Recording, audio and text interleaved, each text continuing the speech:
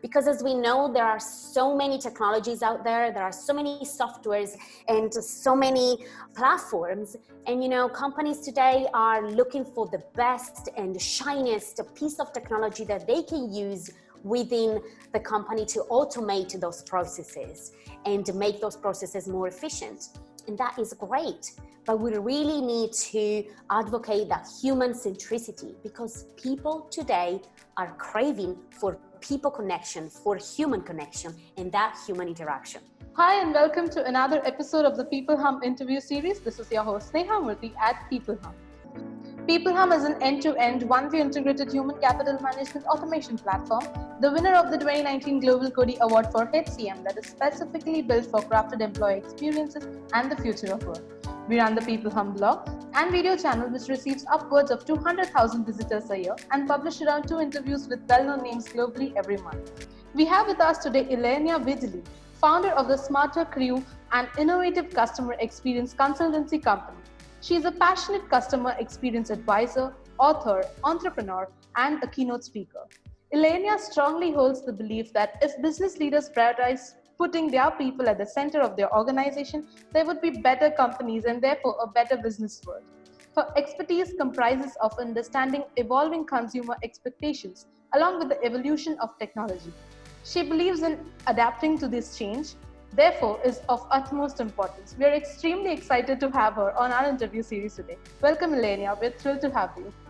Oh, thank you so much, Neha. It's such a pleasure to be invited by you guys, and it's such a pleasure to be in India today, where you are. Thank you so much. Absolutely a pleasure, Ilenia.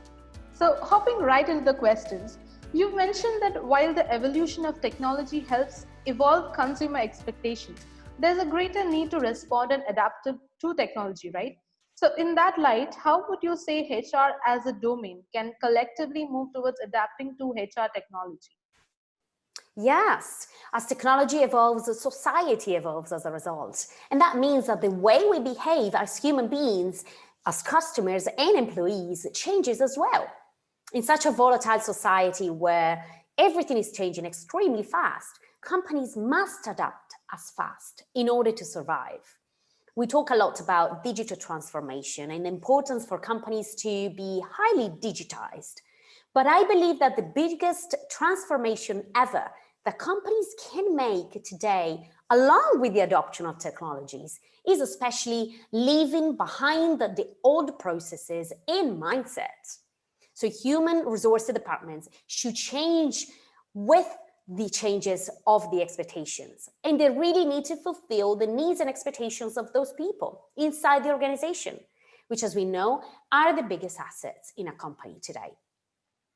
So they really should focus on improving the employee experience end to end, aiming at those technologies with the objective of enhancing employee satisfaction and providing a positive experience throughout their workforce journey.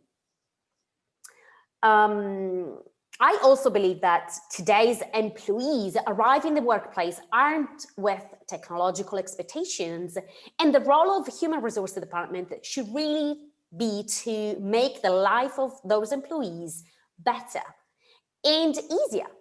So once we start mapping those employee expectations, then we have an answer of the technologies that we need to adopt.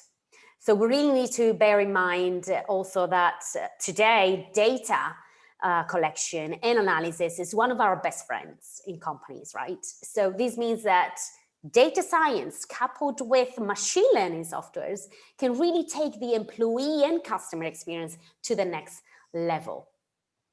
And another thing that I was going to say, so let's also not forget that engaged employees create engaging experiences that create engaged customers.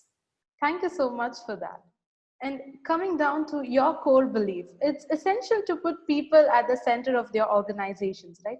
So would you say there has been a lateral shift in this perspective across time within generations of HR professionals?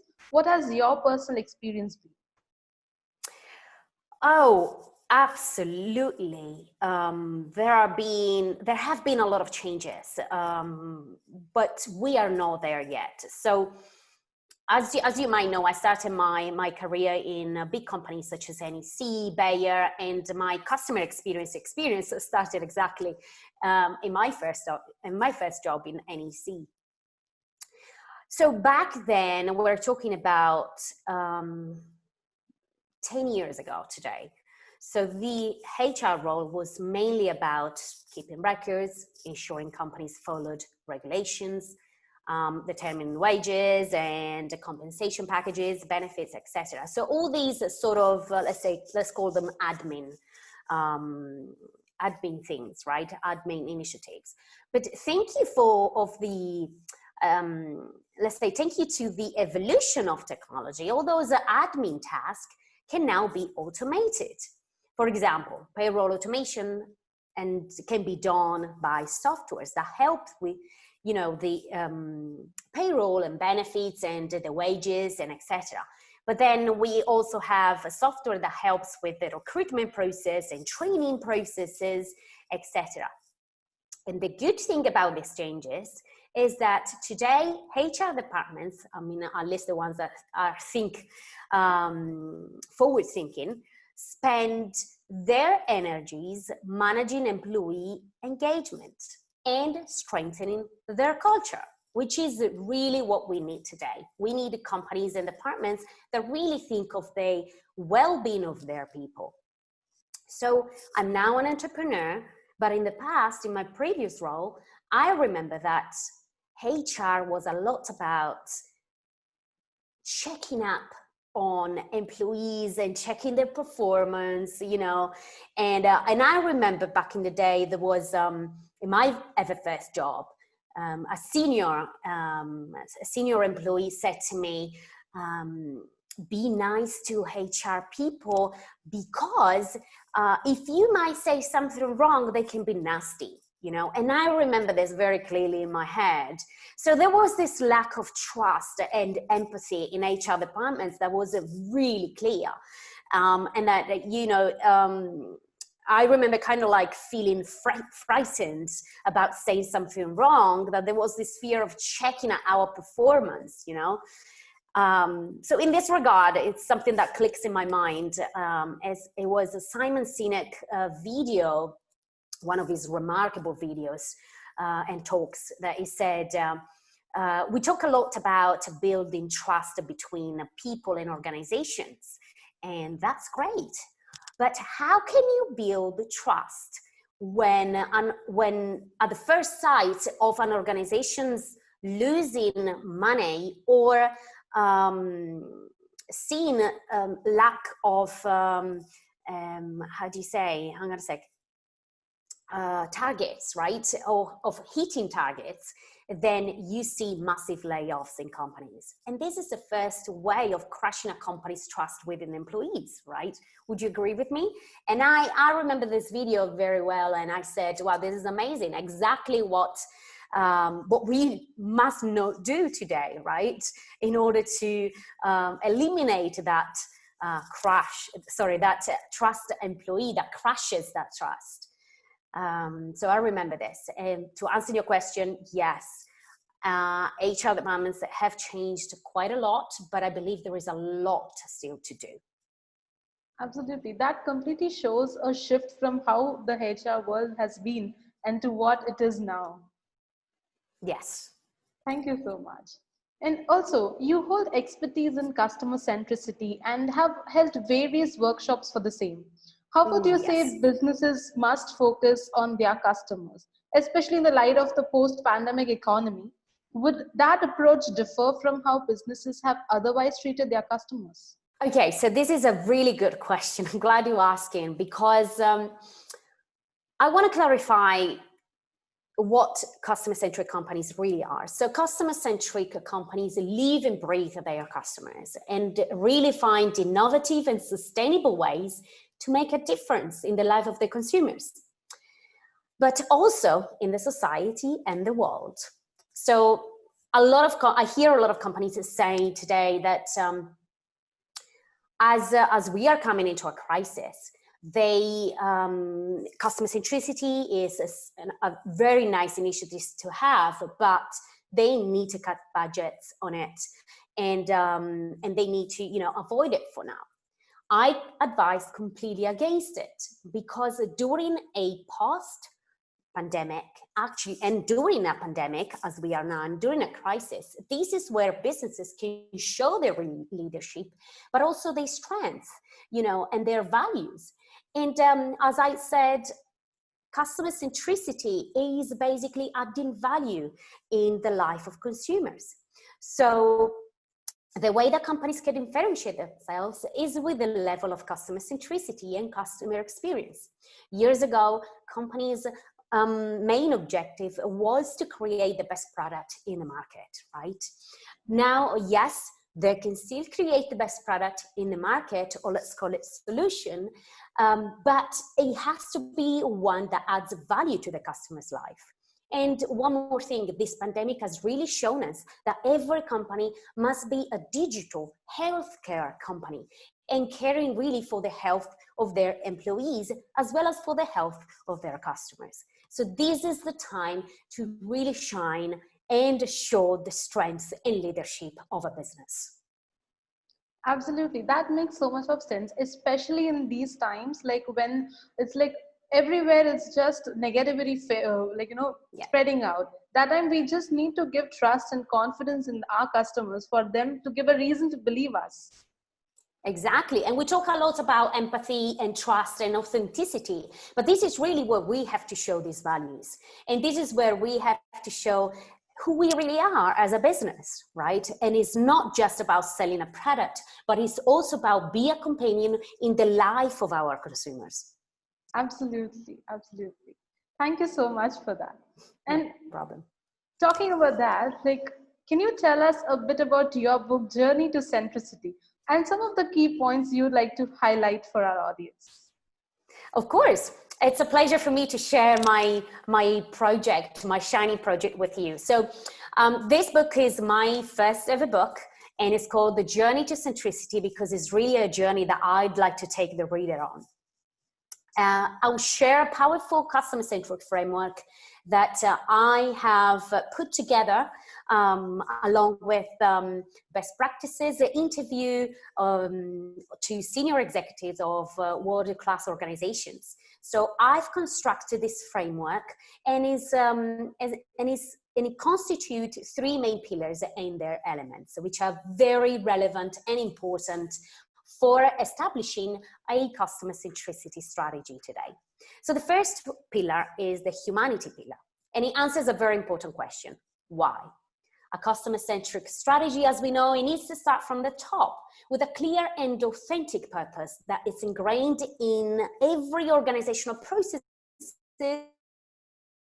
and individual. So here we're also talking about all the people of the company. And this is also the pillar with which a brand becomes more human in the delivery of its customer experiences. In this section, I'll talk about human experiences, empathy, authenticity, purpose, but also relevance. So again, I'll talk about how relevant are you as a business in the life of your consumers. Now, the second factor, or the second pillar, is the technology pillar. And it answers a very important question: how? And so, how customer-centric companies use the technologies as part of delivering their customer experiences. It's impossible to become a customer-centric organization without knowing the customer. And the best way to do so is via the data collected on them, right? And you know this with your software, that data is the king and is the king of our technologies. So how a company is able to use the technologies to deliver quick and efficient customer experiences in order to free up their employees so that they can spend more time to deliver the human experience, right? So here I'll be talking about elements of customer centricity, such as hyper-personalization, omnichannel, ease of use, and innovation. Now, the third pillar, which I believe is one of the most important things, is the pillar of culture. And culture answers a very important question: who. And basically, the people working in the company are those who make the culture of our organization. A successful customer-driven company is led by a strong customer-centric mindset.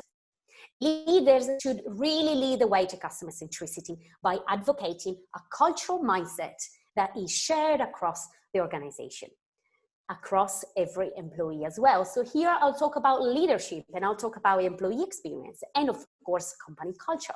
So these are my three main pillars that I'll be covering in the book.